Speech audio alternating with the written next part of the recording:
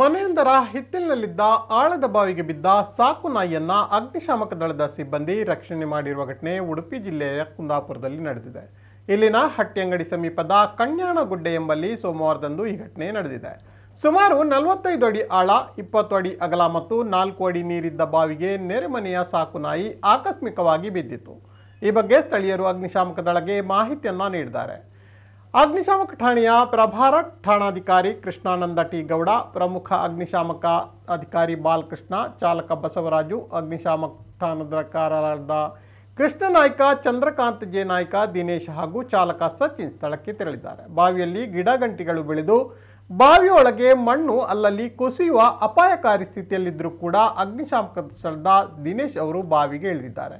ಬಳಿಕ ಭೀತಿಗೊಳಗಾಗಿದ್ದ ನಾಯಿಯ ಎಗರಾಟದಿಂದ ತಪ್ಪಿಸಿಕೊಂಡು 1 ಗಂಟೆಗೂ ಹೆಚ್ಚು ಕಾಲ ಕಾರ್ಯಾಚರಣೆ ನಡೆಸಿ ರನ್ನಿಂಗ್ ಬೋಲ್ ಲೈನ್ ಹಗ್ಗದಿಂದ ಸುರಕ್ಷಿತವಾಗಿ ಶ್ವಾನವನ್ನ ಮೇಲಕ್ಕೆತ್ತಲಾಗಿದೆ.